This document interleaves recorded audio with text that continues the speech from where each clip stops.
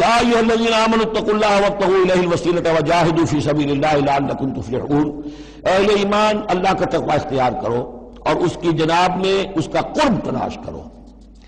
اس لفظ نے بھی کافی لوگوں کو پریشان کیا ہے۔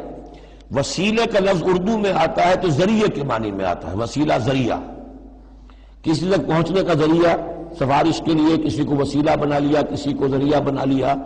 عربی میں وسیلہ کے یہ معنی نہیں ہے، عربی میں وسیلے کے معنی قرب ہے صرف۔ طریقے سے یہ لفظ وسیلہ ہے، اس کا جو اصل مفہوم ہے قرب۔ اہل ایمان اللہ کا تقوی اختیار کرو، نمبر ایک۔ وابتغوا الیہ الوسیلہ، نہیں، آگے بڑھو، اس کا قرب تلاش کرو، تقرب، اس سے نزدیک ہو جاؤ، قریب سے قریب ہو جاؤ۔ لیکن اس تقرب کا ذریعہ کیا ہوگا؟ وجاہدوا فی سبیلہ لعلکم تفلحون، اس کی راہ میں جہاد کرو تاکہ تم فلاح پاؤ۔ پڑھو، جو دعائیں تمہیں یاد ہیں پڑھو۔ میں پڑھوں وہ دعائیں جو آپ پڑھتے رہتے ہیں، آپ کو یاد ہیں؟ ربنا آتنا وفی الآخرۃ ربنا لا تزغ قلوبنا بعد اذ ہدیتنا رب اجعلنی ربنا اغفر لی۔ جتنی دعائیں قرآن نے ذکر کی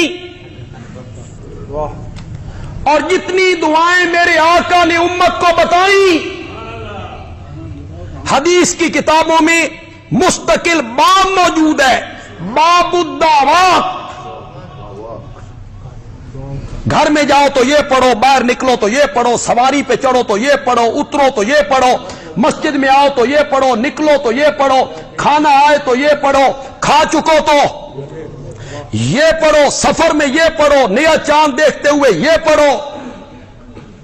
جتنی دعائیں، میں کوئی چیلنج نہیں کرنا چاہتا، نہ میری یہ عادت ہے، نہ میں تحدی کرنا چاہتا ہوں، نہ تعدی کرنا چاہتا ہوں، نہ کوئی تکبر ہے، صرف سمجھانے کے لیے کہنا چاہتا ہوں۔ جتنی دعائیں قرآن نے ذکر کی ہیں اور جتنی دعائیں میرے آقا نے سکھائی ہیں، کعبہ کے رب کی قسم ہے، کسی ایک دعا میں بھی واسطے وسیلے کا کوئی ذکر نہیں۔